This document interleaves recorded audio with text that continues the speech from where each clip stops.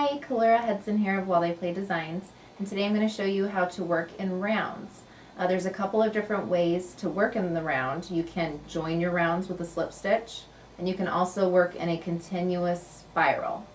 But one thing you have to do when working in the round, if it is a flat piece, you have to continually keep your piece nice and flat. You don't want it puckered unless, of course, you're making a hat.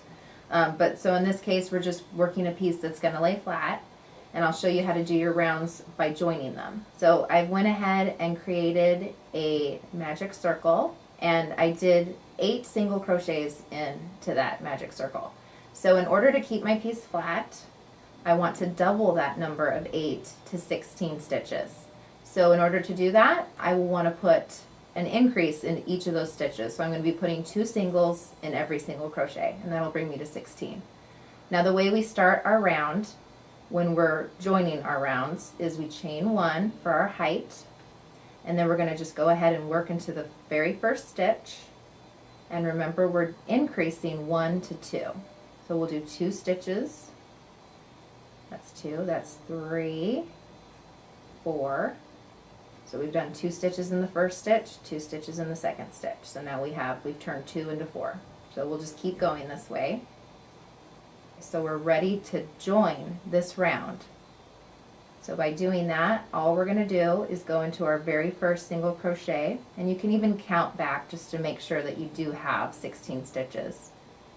But we'll find that first single crochet, we'll go into the 2 loops of the top, we'll yarn over, and we'll just do a slip stitch. So we'll pull through that stitch and pull through the loop on our hook. And we've joined that first round of work.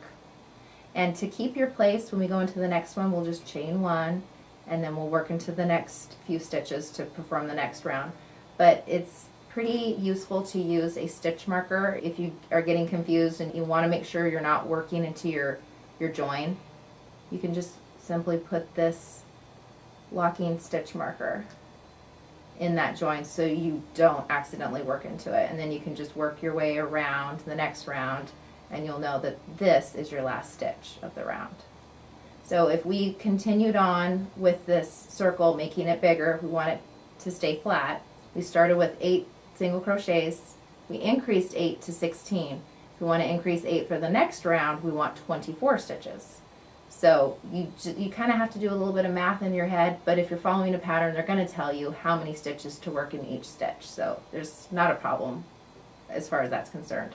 But to bring this 16 count up to 24, you would want to go into the first stitch of the row, and then you're going to want to do 2 stitches in the next stitch, and this will bring your stitch count up by 8. And you just work this way all the way around.